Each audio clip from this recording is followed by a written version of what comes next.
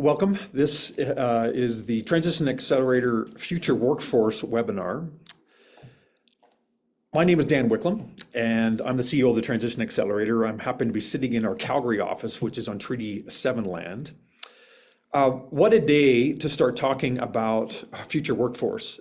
Of course, everyone knows, and I think is waiting for bated breath in another 3 hours, the Trump administration is going to come out to hopefully to get some certainty on what their tariff situation is. And of course, the tariffs is really the number one thing that's framing sort of the future of Canada right now, or our economy, where we need to place our effort in terms of economic development, security, economic security. And underpinning all of this is we have to have people to make it real. So when we started planning this webinar about 2 months ago, we didn't really understand the world was going to be like this. And we were initially focused on sectors: electricity, mining, manufacturing, sort of others. And then the whole tariff business came into place, and we sort of had to pivot. So we decided not really to focus it on sectors, but to focus it as much on, like, what are the systems in place that we need in order to make sure that we are nimble enough to be able to attract skilled workers, upskill, train, and keep our workforce. So the question is still just as valid, I think, than it was 2 months ago, even though we live in this remarkably topsy-turvy world. That's my little introduction here. Now I'm going to get to introducing our esteemed panel. We have three people that are probably about the best three people in the country to talk about this issue. I mean, their day job is understanding what Canada needs in terms of future workforce and future skills, and making sure that the country is positioned so that the workforce is there and the workforce is not a bottleneck to Canada realizing its potential. So we have three people. We have Vincent Caron, the Vice President and Ontario Government Relations member, an advocacy member from the Canadian Association of Manufacturers and Exporters. We've got Michelle Brannigan. She's the CEO from the Electricity Human Resources Canada. And Noel Baldwin, who's the Executive Director of Future Skills Centre. So let me just give you a little heads up on the run of show here today. All of the polling that we do, focus group work that we do, tells us that people are absolutely sick and tired. They're fed up with experts coming to these type of events and just giving canned communication lines. People are past that. They actually want deep dialogue. These are serious issues, and they want discussion and debate and agreement where it's required, disagreement where it's necessary. And what they really want is to hear from you as well. So please really take a look at the Q&A section and put your questions into the Q&A and vote on them. We have, of course, a couple of questions that I will, as the moderator, will put to these three, and they'll chat and debate and so on. But we really want to understand what questions you want to ask and focus their attention on those. And it's also important to us because we're trying something new this time.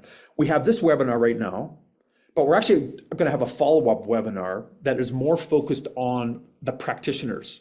You know, how do you actually get it done? We'll talk a lot about strategy and so on here. And the next webinar will be framed as much around, I would say, practical application practitioners. And that webinar will in part or largely be framed by the questions you put into the chat. So please take the time to think about deep, difficult questions that we need to address head on here. Okay. I'm going to now turn it over to each of our panelists for a very short sort of intro for them, who the heck they are, what their organization is, and what brings them to this session. And then we'll get right into the meat of it. So I'll turn it over first to Vincent Caron.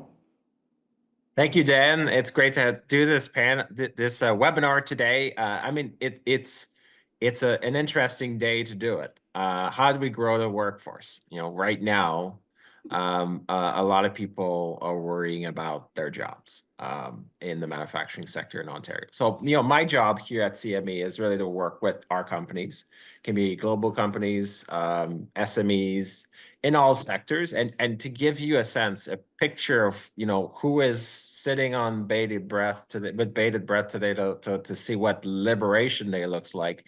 You know, we have 800,000 people working in manufacturing in Ontario today. And that's obviously where I'm sitting. You know, it's about twice that for Canada as a whole, 1.5 million. But if you just look at Ontario, you have, you know, 120,000 people working, give or take, in transportation, right? Making planes, making autos, and the parts that go back and forth.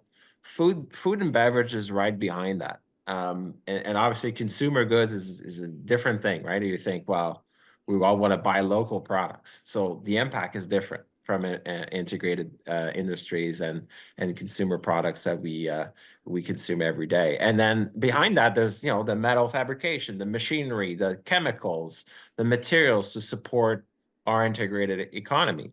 And so we worry about the jobs now.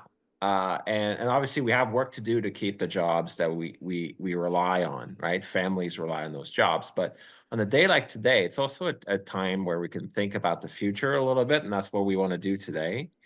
And as we do that, I mean, there's a few things that come to mind for me. Is that, you know, we have a mineral wealth in Canada and Ontario. A lot of these minerals are still in the ground, and most of the processing capacity is in China. So I see a demand for manufacturing workers in the processing of those minerals. We've got a housing shortage, and it is cheaper, faster, and it's more GHG efficient to do it in a factory. But do we have those businesses ramped up, right? And do we have the houses that we need? We really don't. So there's a source of demand there. And then finally, we have an aging electrical grid. We have manufacturing capacity for electrical equipment in Canada. And we're gonna need to electrify a lot more in what we do, right? That's not gonna change.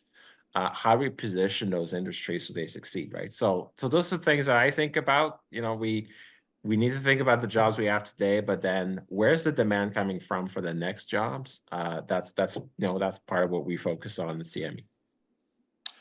Thanks, Vincent. Michelle. Hi, thanks, Dan. Delighted to be here. So glad, Vincent, that you mentioned the electricity sector. We're not as big of a workforce as some in Canada. We are about 110,000 people, but without electricity, pretty much everything else grinds to a halt, right? So the criticality of that is can't be underestimated. And our role here at EHRC, and we're 20 years doing this this year actually, is understanding what are the critical needs of the industry when it comes to the workforce, making sure that we have the people that we need. You know, we talk a lot about resiliency, grid resiliency and reliability, and that is so important. It's very easy to see very quickly how things can go wrong when we look at storms. We just had one in Ontario with lots of power outages, and you know, regardless of what happens today, climate change is not going away, and so Canada has a need to be able to meet the targets that have been set out for it, but also meet our electrification needs. And this our grid needs to double at least in size to be able to meet all of our needs over the next decade. You think about the electrical vehicles that you want to plug in, you think about artificial intelligence and how we use that. And let me tell you, those AI data centers are power hungry. So we've still got lots of challenges, on top of which Canadians simply are still not having enough kids. We're not replacing ourselves in the way that we need to be. And so the electricity sector is looking at that labor market crunch. Our data that we've shows us about we need about 28,000 people in the next 4 to 5 years, and it could be even more. So a whole host of factors that are impacting our workforce and our ability to have the people that we need at the right place at the right time. So demographics, climate change. There's some good opportunities to mitigate that as well too. So one of the things that I'd like to talk about a little bit later is we know that we're not the only industry who's seeing these impacts and having these sorts of issues. In light of some of the things that may be coming down the pipeline, manufacturing, you think of our auto workers, you think of those in the steel and aluminium. If we do have layoffs as a result of tariffs, what can other sectors do to perhaps support those workers? I think we need to be thinking about a Made in Canada solution and working collectively across sectors, maybe not kind of trying to work against each other. So maybe something we can explore a little bit further down the line, Dan. Great, thanks, Michelle. There are some questions trickling in. I always like to point out sort of the initial courageous souls that first off put something into the Q&A chat. So Don and Doug, thank you very much. So yeah, keep pushing questions into that Q&A, folks, and vote on them. But let's go to Noel for introduction of who the heck you are and what your organization does and why you're here. Yeah, who are you and what are you doing here? Yeah, thanks, Dan. I appreciate it. And thanks to you and your team at the Transition Accelerator for getting this organized. So I'm Noel Baldwin. I'm the executive director of the Future Skills Center. We're kind of an interesting case. We're a research center that's based at Toronto Metropolitan University, and it's formed by a consortium with the Conference Board of Canada and Blueprint. And we receive funding from Employment and Social Development Canada with this mandate to try to understand on the skills side what Canadians need in order to navigate a really rapidly changing labor market and economy and society, and what are the ways that they can acquire those skills, and with a particular kind of focus on innovation and skills development. So, I think we've got a strong foundation through our education systems and through folks like Michelle and her organization and others like hers that are offering training, and we're looking at some of the new ways that we can add on that or scale things up that are working. I think we got talking about this a little bit because in our work over the last 5-6 years, we've kind of been gravitating into this conversation that started off as sort of how do we get to some of our goals around reducing carbon emissions and having a thriving economy, capturing opportunities for growth. And we kept going into those conversations expecting to hear people talk about the workforce required to get there and not quite hearing as much conversation about that as we were expecting, right? So I think, we kind of come at this with a sense of a little bit of concern that in Canada, we sometimes kind of hand wave the skill and workforce side. Like if the pricing mechanisms are right and the signals are right, people are going to find their way to the right places. And I think the issue now compounded with the tariff threats from the US and whatever today brings, but also whatever tomorrow brings, I think kind of underscores maybe even more strongly a need for some greater dialogue and coordination around some of this stuff. Michelle and Vincent both talked about really ambitious goals that we've had as a country on top of having to respond to the tariffs. And if you think about some of the kind of people with the kind of skills, a lot of them are kind of in common, right? Like we want to build a lot of stuff. We need people who can build things.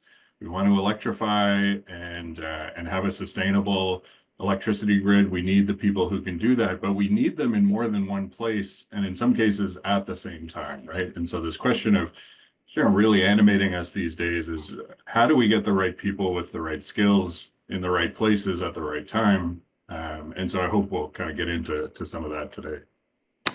All right. Now we know who you are. Let me just throw one question into the ether here, and anyone can jump in at any time. So here at the Transition Accelerator, our mandate is really to help make sure Canada is on a path to a competitive future. We want to have a strong economy. We want to win economically in a quickly changing world. And part of the way that world's changing, of course, is I think much of the world is still pushing to reduce emissions to combat climate change.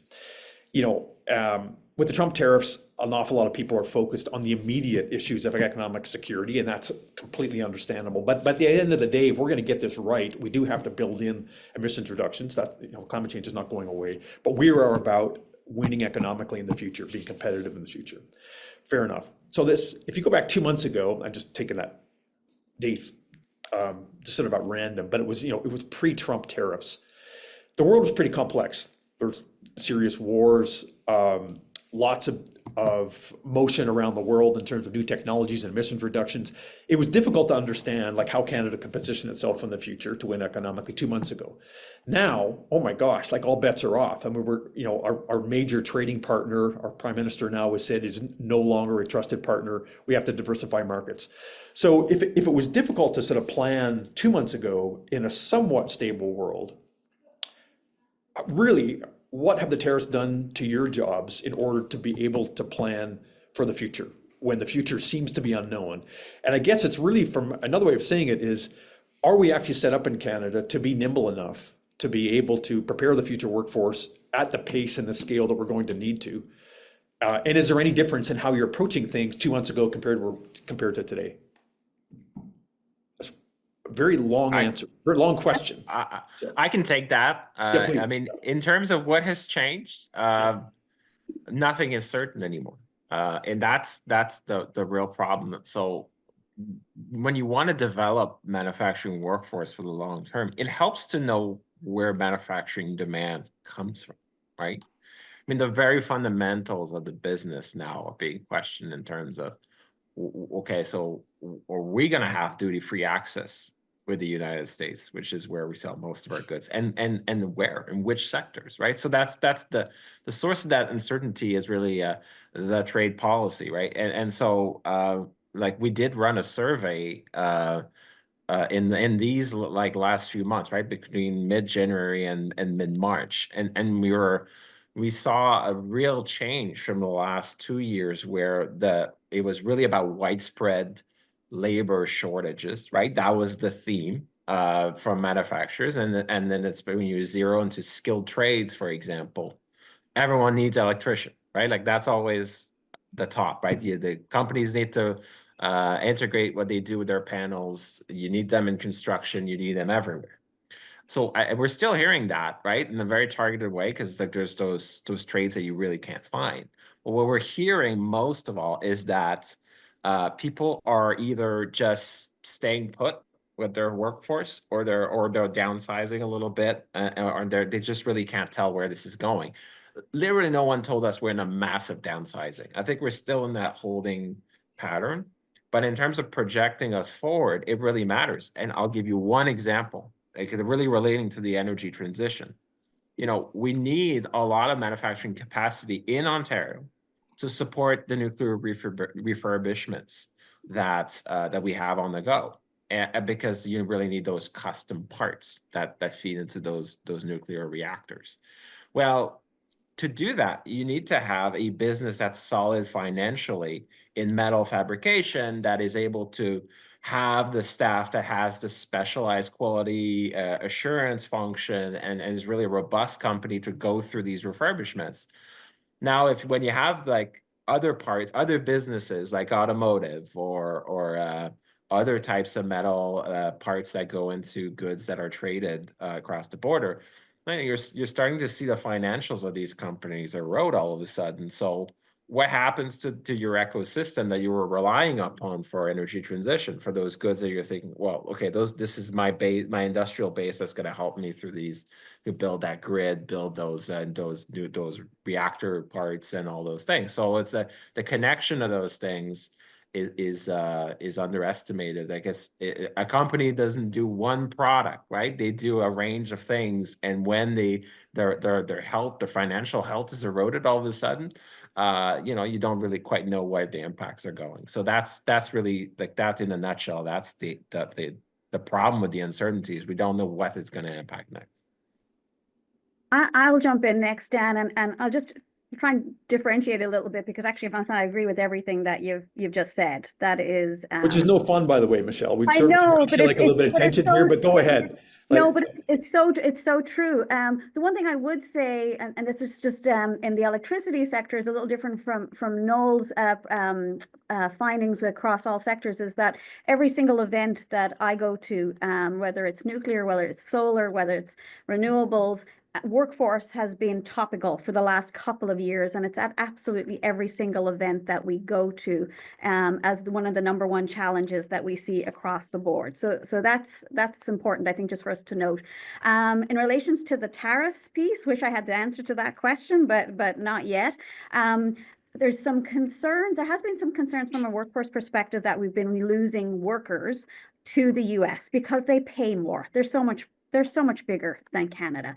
So I'm hoping that the current climate there may mitigate that for us as Canadians, so that more workers decide that they want to actually stay and continue to work in Canada, even though it may not be as lucrative. I think that could be a good, if we're to take anything that's good out of the tariffs, that might be something that is good.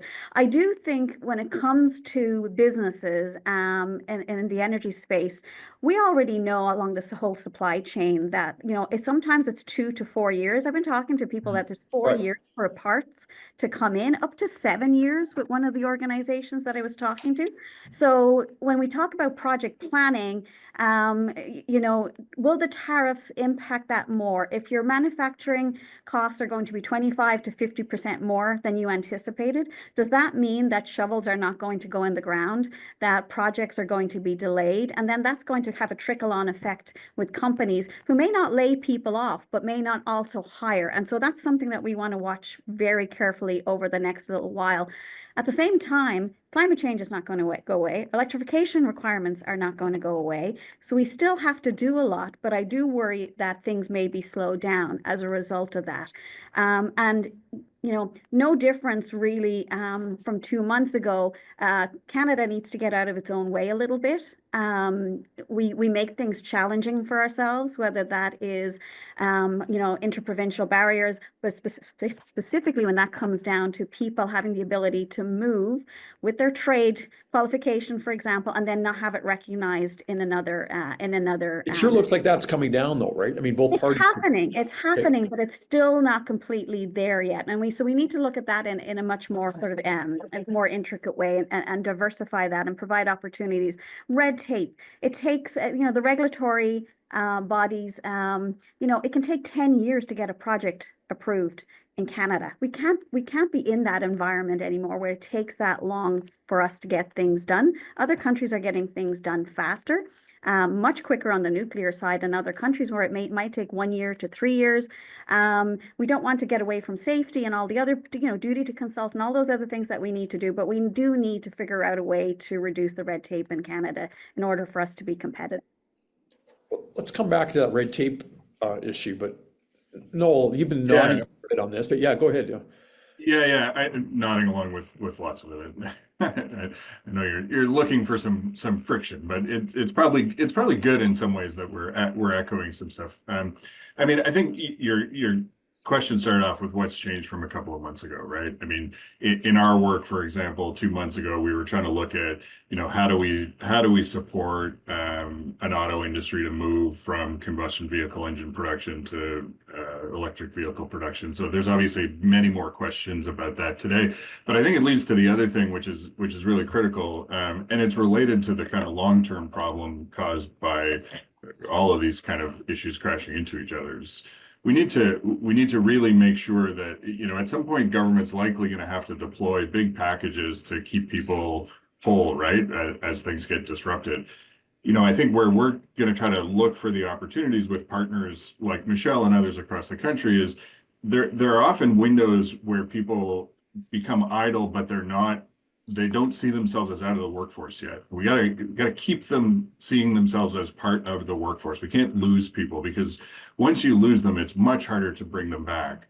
And so I think one of the things that we've got to do is identify, like, if there are moments where people, because of uncertainty about a job site or because of uncertainty about the impact of tariffs, where they're kind of in a limbo period, that we find ways to kind of grab them, do some of the retraining or upskilling that we might want to do, and keep them engaged in thinking about where their future also lies, right? So as a sector is looking at that, as a province is looking at that, or a region, as the country is looking at that, got to kind of grab these people so that we don't lose them out of the labor force completely, because the opportunity cost then just goes way up, right? Getting them back in a year down the road, 2 years down the road, is so much higher than if we kind of keep them engaged and thinking about it.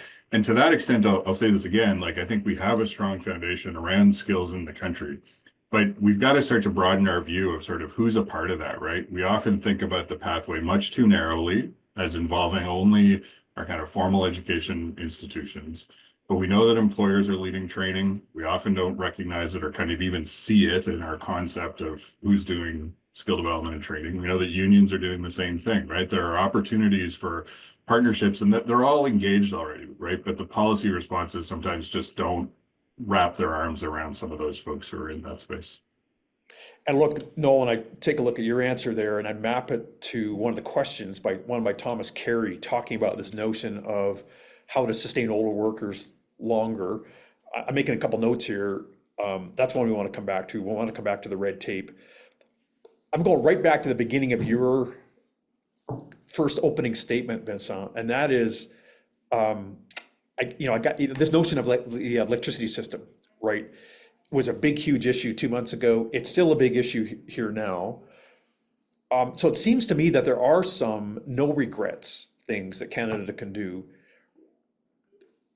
including expanding electricity system, that is probably going to be needed in order to make sure that we're competitive, no matter what the world looks like. Trump tariffs, no Trump tariffs, progress on emissions reduction. So, like, how true is that there are basically these no regrets things that we can forge forward on boldly in Canada and really plan our skills around our future workforce, because it's just rock solid. Like the Trump tariffs don't bring any type of uncertainty into that. Is that a useful way of thinking about this? And is there any other parts of our economy other than the electricity system that are sort of those absolute no regrets types of actions?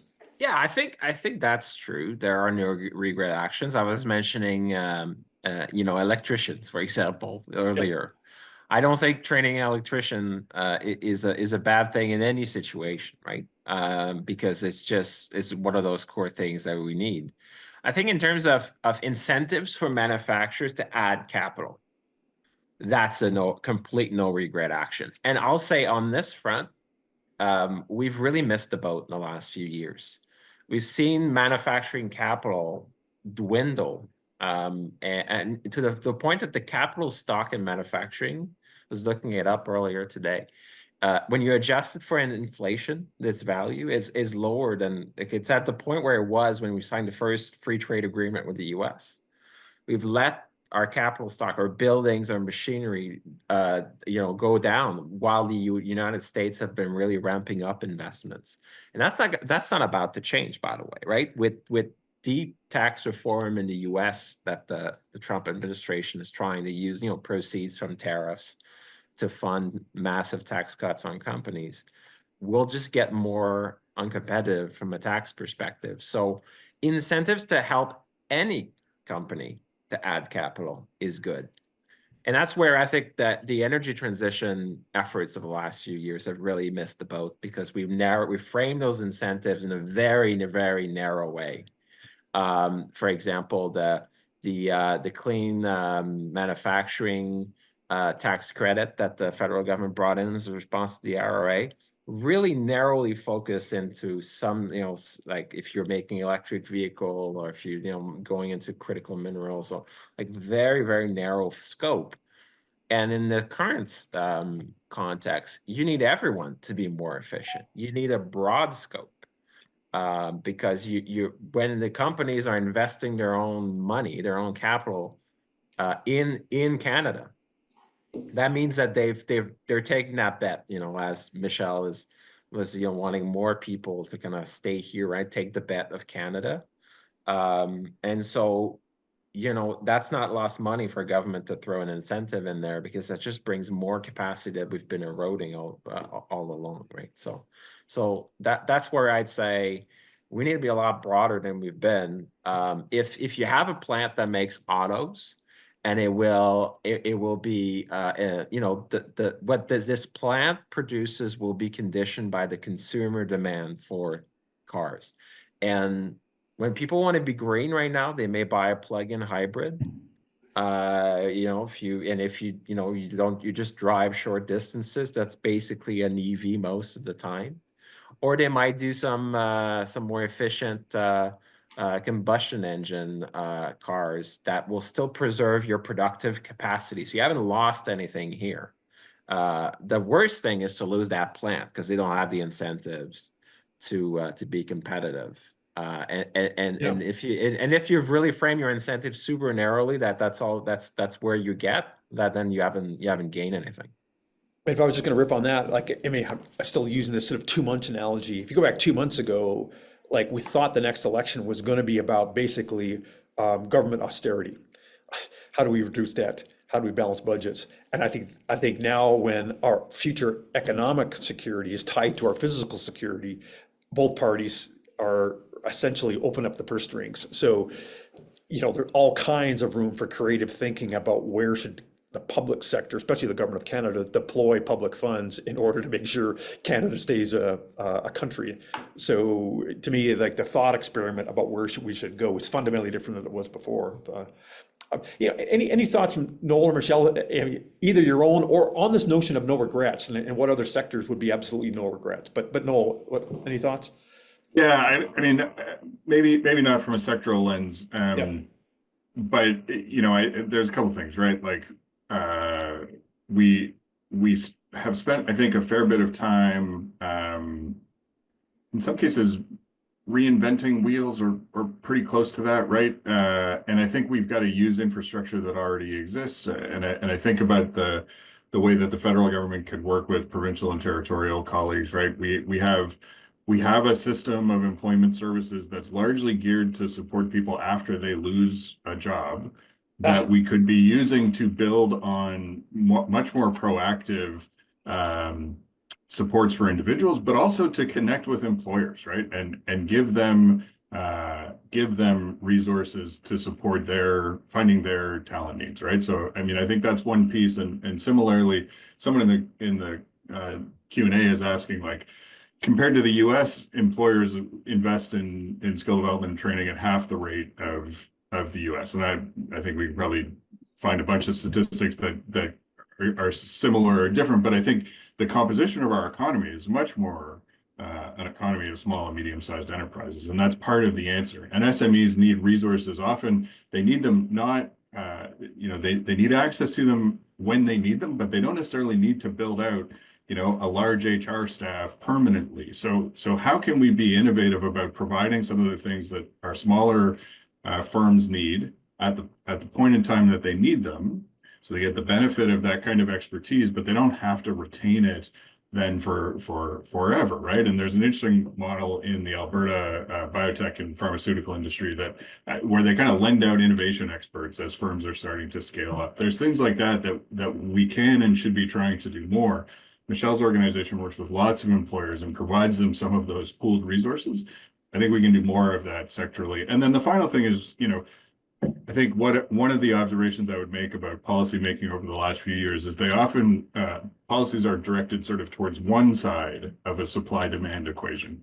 They're implemented to drive up demand for something that we think is good for the outcomes it's going to produce, or it's good kind of by virtue. But we don't always then take the other side of the equation, which is what's going to happen when that demand rises and you need people to do the job, right? So I think we've got to get a little better coordinated at that, and that's about dialogue that includes employers and workers and experts too, to try to get a more comprehensive view of how you address those issues through policy. Sounds like something we could dive deeper into in the next webinar about, this is sort of like laying out big picture ideas and so on. And, the next webinar is around getting into the nitty gritty of sort of like what specifically do we need to do it next. But Michelle, it looks like you've got something. I just a few things that Noel said there that I kind of wanted to dive into a little bit. But in the nuclear industry, you've got OPG, you've got Bruce Power, who are already great examples of different companies that are looking at a very specialized series of occupations to be able to support their build and refurbishment and all the rest of it. So they talk to each other in regards to who are we going to need, when are we going to need them. And so I think, Noel, that's a great lens that we need to apply in not just within one sector, but multi-sectoral, because we are going to be looking for construction workers in the electricity sector, in the mining industry, like so many industries. We're all going to be looking for the same occupations, IT analysts, cybersecurity specialists. These are not just dedicated to any one sector, and they're across all of them. And I know there was a question in there, and Noel, you mentioned upskilling and reskilling workers. We've got a couple of issues. One, we need to talk about what do we need to do to support young graduates coming in to the sector and into employment, and what does that look like?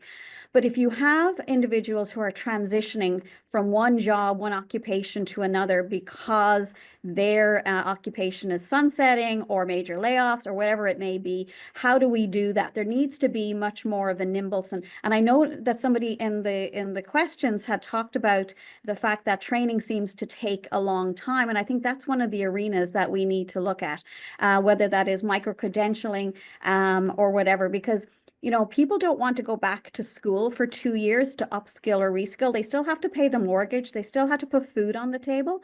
So we need to be working with the colleges and making sure that they're in step with employers to understand what kind of training can be done quickly to make sure that those people can transition to another occupation easily. And micro-credentials are part of that conversation that we could delve into another time, but I think there's different ways that we need to talk about that. I've talked to a lot of the colleges and universities as well, and I had one college professor say to me, I've spent the last couple of years developing a program on AI and all the rest of it, and am I going to have to update my curriculum again?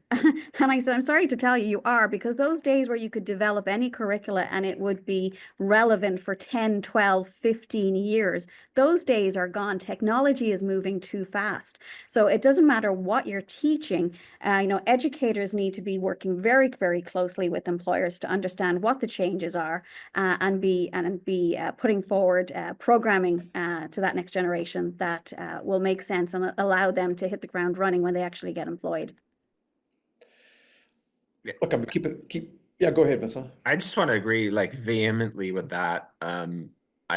We had a lot of these conversations in regions with employers and schools, and part of the process we have going now is to do roundtables. We've done about 13 of them in regions since September, and often the colleges are at the table with the manufacturers, and you see a lot of that back and forth, and it's precisely that thing that Michelle was saying, which is you can't just let those programs sit. They have to constantly evolve. Now that is really challenging right now in an environment where the federal government had to limit the flow of temporary residents. So then you have a lot less foreign students funding programs in post-secondary institutions. You see a lot of these institutions with significant funding shortfall. So then you ask them to pivot. They're like, well, wait a minute. I don't have the resources to start creating a whole bunch of new things, right? So there's a real importance to ensuring there's critical surge of resources in the programs that meet labor and market demand, and to get to really identify how do you prioritize that. You have to have conversations all the time. It's not a one-off. It's a constant consultation and discussions between the employers and the schools. And so yeah. Let's poke into that. So how do you folks think that basically our education system, and just think of, universities, any post-secondary, are they up to the challenge? Like Michelle, you said, boy, things are moving so quickly, the curriculum has to be constantly updated. Are they doing that or not? Vincent, you said it's difficult. Yeah. Well, sure, everyone's job is difficult. They have a critical function here, and yeah, any blunt assessment of how they have done it, and whether they're up to the task of training. So I want to jump in a little, and maybe we'll get sort of our first point of friction. And it's not so much that I want to disagree, but to go back to a comment I made earlier, we've got to widen our view of who are some of the key actors in this, and especially when we're talking about the upgrading and maintenance of skills as people are working. And I think our universities and colleges do lots of things well. I think there's some stuff that they don't do well, and I think some of what they don't do well has been layered on to the main education mission. And some of it is this, you got to be responsive, you got to move really quickly. And where I saw it a couple of times on panels in the fall was people we're challenging universities and colleges for not being responsive enough to the R&D needs of industry. And everyone seemed to agree, including the folks from the universities and colleges in some cases, which just made me say, well, why do we keep asking them to do that, right? And so, like, we're in a moment where, like, I think we've got an opportunity to think about all of the actors who are in this space, especially when you're talking about people who've entered the workforce and need new skills or upgrading skills or stay relevant. Like, there are other partners. There are large employers have lots of resources around this. We can benefit from that. There are unions who are training up their members on new technology all the time. And we've got to have a big enough view to see that, because it is very difficult for publicly funded post-secondary institutions. Frankly, they've had their funding model change dramatically in the last decade, and I don't think they're done resolving that, right? I do think it will be very difficult to ask them to be the primary drivers of some of that stuff. So Yeah. Yeah, I are don't they think up to the task? I don't know. I mean, there's mixed evidence, I think, both ways, but like, we got to have a bigger view of it too, of who's part of that equation of keeping people relevant and resilient once they're into the world of work. Like, I think on the basic education stuff, we're actually doing a pretty good job, and I spent a long time in my career doing that. We can talk about that, but yeah, I mean, what are we asking these folks to do, and is it really kind of well suited to the type of institution they are, or do we need to look at some of the alternatives? Frankly, I don't want them to be the primary driver of education. Like they are creating a base of skills for the workforce. But like, when you get into a job, you'll always need that on-the-job training. And so you need the labor development to have a lot of resources aimed at employers, a lot of resources aimed at the ecosystem around employers, right? Industry associations and bodies that provide those really targeted skills that you will never learn in school. So that's the tax incentives, the grants to employ more co-op students, like all those things, because employers they're also like places where you learn, right? Like significant, and that's where you learn your hands-on skills that you'll really use in your career. Now, there's a real place for institutions, post-secondary institutions, to provide that base of skills, and like those skill trade programs, like these curriculums, they don't move quickly enough. You need to constantly change them, and we really need a lot of effort there, right? But it's not like you expect those post-secondary education to really drive it. And when I hear sometimes it's like, well, we got to be resourced to do this or that, and like we want to be eligible for certain funds that the government provides. Like, I think it's important that there be a real diversity of programs where you'll fund the union training center, you'll fund the industry delivered training, you'll give money to the employer to say, well, okay, I didn't think I could hire co-op students this season, but now I think I can because there's an incentive. So you need a menu, like so you can't be just linear. You will just give it to that core mission of teaching is not to one people. It's not to one person, right? There's a couple of questions here from the the participants, the audience here, about the concept, generically of apprenticeships. And Vincent, it seems like to me like that's sort of a bridge between the notion of what's the role of post-secondary institutions potentially to provide like base core skills, but they can't get the very specific skills in some cases that they need to be able to do a specific job for a specific company or sector. And that's the function for an apprenticeship program. So both the questions are asking whether or not the apprenticeship program is working, whether it could be fine-tuned, changed. Any thoughts on that? I don't want to monopolize the conversation, but I'll say it's a real leaky pipeline. And then in Ontario, we've got Dave Cassidy. He has been appointed by the province looking at that process. And there's a lot to look into there, because first of all, like, people don't, like, the average age of someone like graduating is really like 27 years old, right? Like, it's not like a path people tend to pursue right away. Often it's kind of a second career. And there's a lot of obstacles along the way for people to stay in the programs. Like, we have a lot. I see a lot of high schools doing terrific job. Terrific job. For upskills, yeah. Sometimes it's not finding the place where you're gonna you're gonna do your apprenticeship. Finding an apprenticeship, right? Yeah, Okay. yeah. Finding so that's why I say, well, go back to supporting the employers. That's where employers actually have a role to provide Right. those opportunities, Right. but they need the incentives and they need the ways because they're in the day-to-day production business. Right. I keep hearing it from people. It's like, well, look, I'm slammed with the production. Right. And you're asking me to give 2 years to a student here that obviously when we learn, we're never able to do all of what we need to do for the job, right? You're learning. So that takes resources for the employer to support that person. So 1 to 2 years where there's a real commitment for the employer, and they don't know Right. that these people are coming back, right? So that's where it's really important that we And it work sort of on speaks that to part. what Noel's saying is maybe we need an inspection of the ecosystem of institutions and roles.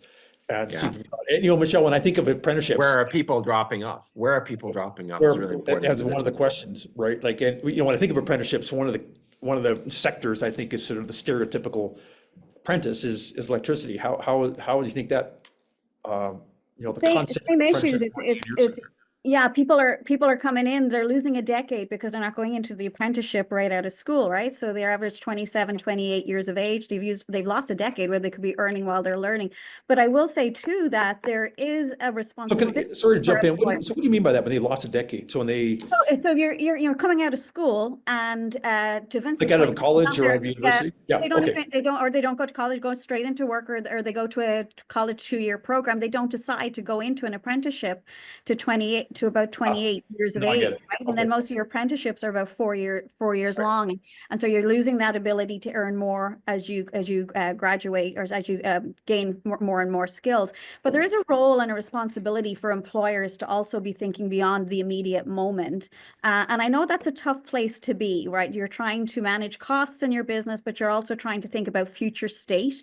And so you're trying to build out does that succession planning look like? For every 3 workers in the electricity, we only have 1 worker under 25 years of age. So we still have a challenge and an issue with trying to get people into the trades. And there is a cultural issue in Canada where people are going into trades are not looked on as being as smart as those who are going to college and university. And it's getting better, but it is still very much there with influencers, with parents, with teachers. Could tell you all sorts of stories in regards to that. But employers need to invest in taking on those first-year apprentices and giving them the opportunities, because we hear time and time again, it's the first year. I hear from young people who want to go into the trades, and we're still trying to figure this out. Everyone's talking about we need tradespeople. Young people cannot get employed in that first year. Employers want 3rd-year apprentices because they're safer on the job, they have more perceived, they have more experience, etc. And I'm conscious of time. Vincent, you just mentioned something about, like the non-professional skills and work integrated learning. What a great opportunity for employers to build their pipeline by providing opportunities to students who are in post-secondary education to be able to learn critical thinking skills, communication, time management, who are bringing state-of-the-art education that they're receiving in our colleges and universities and bring that to other companies to be able to support some of their labor market needs at the time. It's a win-win situation. And if an employer does it the right way, they are more likely to be able to bring back that student when that student has actually graduated. And now they have a new employee who's invested in their company. Yeah, So just to quickly add to that, I think the companies who do that, the companies who invest in bringing those apprentices, they see like that pipeline of talent. But we talked earlier about the fact that we have so many small businesses in Canada, right? And the manufacturing in Canada is on average smaller than the manufacturer in the US. So a lot of companies come with less resources in that process. And so, we can say, well, look, it's good for you, just do it. The reality is a bit messier for a lot of companies and it's not going to get any better when you're under pressure from an international trade perspective. So that we have to kind of look holistically at what are the obstacles for those companies. That's why we kind of do deep dives and deep Right. conversations between schools and employers, and keep going back to this process. Because I agree with you. I agree that what we want to do is have more employers seeing that value and doing it. But if they're not, what are we doing about it, right? Like that's where we need to keep asking ourselves that question. I mean, and one of the emergent messages I'm hearing is there does seem to be a need for a fresh look at the system, institutional roles. You've identified like one pretty clear barrier in one sector, which is like the apprenticeship program in becoming an electrician. It's difficult. There's literally a bottleneck on first-year apprentices. So it sounds like there's actually been a fair bit of thinking, or with a little bit of thought, there could be a documentation of some of these key things that people could work on. Look, we've got 8 minutes left. I want to leave time for everyone to have like a 30-second wrap up. We like to often have a little bit of fun here, so I'm going to go to our game show round, and then maybe one more question at the end. But here's what I'm going to do is I'm going to let's go with my notes here. Whoops, where the heck am I here? Yeah, okay, word association. So I'm going to say one of your names, and then I'm going to give you a truncated sentence, and I want you to blurt out the first word that comes to mind, unfiltered, with reckless abandon and courage. Okay, Michelle, artificial intelligence for trades-based workforces. Opportunity to mitigate labor market, not to be feared, to be leveraged. So opportunity. Opportunity. Noel, how to best keep skilled workers in the region where they're needed. Make it easy to live there. Yeah, and I can see my notes are a little Christmassy here. So make it easy to live there. I want to come back to that one because that's the other question I was going to ask. Noel, keeping with you, the biggest threat to Canadian competitiveness in a global market. Complacency. Accelerator staff, are you making notes on this? Because this sounds like an accelerator strategic plan framing for 5 years. Vincent, mining critical minerals in Indigenous territories. Bullish Wow. about it, and for the communities and for Canada. Michelle, the biggest opportunity for Canadian competitiveness. The biggest opportunity for Canadian competitiveness, our knowledge workers. Love it. Last one, Vincent, tariffs on Canadian steel and aluminum. Shooting yourself in the foot. I was going to say horse shit. That's the one that came to mind. Like, as I read this right now for the first time, yeah, I was going to say horse shit. So, okay. I do have I'm dealing with a sick child at home, so I'm trying to keep it PG here. Okay, gotcha. Okay. Okay, you told us not to swear. I would have No, we the whole said time. we encourage minor profanity, no F-bombs is the way it works. So but anyway. Okay, game show round. This is a simple true or false. This one's about electricity sector, so I can't ask Michelle. She's way too informed on this one. So, Vincent, true or false? The average worker in Canada's electricity sector is 40 years old. True. False. Oh. According to Electricity Canada, who is the major industry association, one of our great partners, the average age of a worker is around 50 years old, creating a critical need for new talent, as many workers are expected to retire in the coming years. Not surprising. Noel, Canada will need to triple the number of workers in the critical minerals sector by 2030 to meet domestic and global demand for clean energy technologies. True. Yeah, true. That's right from the Government of Canada Critical Minerals Strategy. And we know the Government of Canada strategies are always absolutely perfect. So that's tongue in cheek. We actually helped them write that one, but okay, Michelle, true or false? No, that's another electricity one. True or false? The estimated annual economic boost, Michelle, if Indigenous youth in Canada receive adequate support to build essential skills, is close to 10 billion. True. Noel will actually say it's false. All it is the number's too small. So the Future Skills Center, Noel's organization, has estimated that could be 30 billion, 30. We didn't really get into the Indigenous question, maybe for next, I want to pivot to one question before we go to your final statements, and that is this notion of interprovincial trade barriers and mobility. Michelle, like you talked about it, like, why are we doing this? It sure seems like both parties, the federal parties and all the premiers, want to do as much as they can to remove any barrier to interprovincial trade, including the labor force. My question is there actually a potential for an unintended consequence here where people will just go to the province that offers them the most money, and it could be inflationary? Anyone with like a really quick answer? Well, I mean, I would say we have observed that for decades in the oil and gas sector, right? People from across the country have, I mean, not the inflationary part, but right, people will move for good opportunities that are well suited to how they want to work and how they want to live. People aren't going to move just because we tell them they should, right? If it's hard to live, if they can't, if their family can't go with them, if their spouse can't also find work, right? So we should remove interprovincial trade barriers on labor mobility, but that's not the only thing that's going to make it easy for people to shuffle around, right? Like, we're a really big piece of land with not that many people on it, and the spaces between us can be really vast, right? So there's a whole community part to it. This is, housing comes into this. It's a bigger question than just the regulatory side, which is very important. And look, at follow-up here, I'm just taking a look at one of the questions by Jeff Passmore. You know, he had two parts. Let's make it easier to get jobs across the provinces. Fair enough. What about making it easier for people trained outside Canada to get jobs in Canada? Is that as straightforward as we think it is? Like, just open it up. Or Michelle, any thoughts on that one? Yeah, well, it relates to that one and the previous one about the barriers.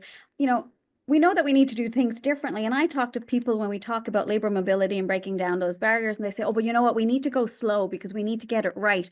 No, we don't need to go slow. We're always so afraid of getting it wrong in Canada that we're trying to let the perfect get in the way of the good. We need to just bloody move on some of these things, and we can perfect them and finesse them as we work along. And listen, everybody knows immigration. I was in an Uber yesterday. We all know people who are driving Ubers who are electrical engineers, chemists, or whatever in their own country, and they cannot get jobs. And some of them have been here 3, 5, 6 years. I've talked to so many people that have really impressed me. And while we're doing some good things, we need to quicken the pace because we're not doing it as fast as we should be, particularly when we have a labor market shortage across so many different occupations. We're trying to do things so perfectly that, again, we are creating barriers for ourselves as a country. I would really second that, because the result of how we've been regulating is 20 years of slumping investment in my sector. And when we talked about earlier about we need more people who build things, I mean, we haven't fostered that, let's be honest, in Canada in the last few years. And so when we think about the people we need, we cannot limit ourselves to just within one province. We really have to optimize for the people that we need in the sectors we need, and that will change, right? We're trying to shuffle our economy around to reduce reliance on a jurisdiction that took 80% of our goods. I mean, so that requires major reshuffling, major urgency. We called on the provincial government to do a bill before summer to reduce our provincial restrictions here in Ontario. We want to see that bill happen, because that moment could if all of a sudden we get into deal making and we get comfortable again, we're going to lose this moment. Well, I know one of the federal parties has put a stick in the ground, like interprovincial free trade by Canada today. So I think there is a sense of urgency. Yeah. Listen, I'm going to take that as your closing comments. I think it was exactly what we're looking for. Michelle, a few seconds on observations, closing comments, next steps, anything. Don't be afraid of trying things and failure. Again, it just comes back to that previous remark. I think there's opportunity for us. I think the pandemic showed that we could do things quickly, that we could pivot. You know, we got people working from home. We ensured that people were safe in the field. I think once COVID ended, I sort of hoped that some of that innovation would continue, but I think we got a little bit complacent again. And so I think there's an opportunity for us as a country now when we're talking about workforce development and economic prosperity and the rest of it to sort of seize on this moment. And even if tariffs come through and they're not as bad as we are worried about, I don't think we should take that as a permission to sort of just stay the way we are. and not worry Innovate courageously. Innovate, and don't be afraid of it. Noel. Yeah, I would say all of that, right? And maybe even a step further, even if Trump wakes up tomorrow and says, "Oh, I'm done with tariffs." Like we've talked today about a bunch of things that we can and should be doing that would make the country stronger, more resilient, more self-reliant, let us meet ambitious goals around reducing carbon emissions or whatever it is that we want to do. We've got to do more of it together. We got to get more people around tables having these kind of dialogues, employers, workers, people with expertise. And we've got to push our governments to continue having conversations together, right? So much of that dialogue has to happen between them. That's why interprovincial trade barriers look like they're coming down, because they're talking to each other again about it. So I'll leave it there. Lots more could say. We'll have to do part 2. Well, look, as part of that notion of dialogue and part 2, remember we have framed up a next webinar that is designed to go deeper. So how to register for that? Look for a sign up details in your post-webinar email that you'll get from the Transition Accelerator staff. And the date of this webinar will be 4 to 5 weeks from now. And who should attend? Really, people in the business, practitioners looking to go deeper and contribute to a two-way dialogue on how to build a future workforce for a competitive Canada. So look, Vincent, Noel, Michelle, really appreciate you guys coming. I learned an awful lot in this. This is actually brand new for me. And I think what we've done here is identified several thif that can really bring a focus to a collective dialogue, not only for the next webinar, but continuing the conversation and making quick progress. Like from our Transition Accelerator perspective, the concept of how do you get shit done is so important in this country now, and skills, labor, workforce is absolutely critical and doesn't get the airtime that we think it needs, which is one of the reasons why we've invited you here today. So really appreciate all you coming. Thank you. It was a pleasure.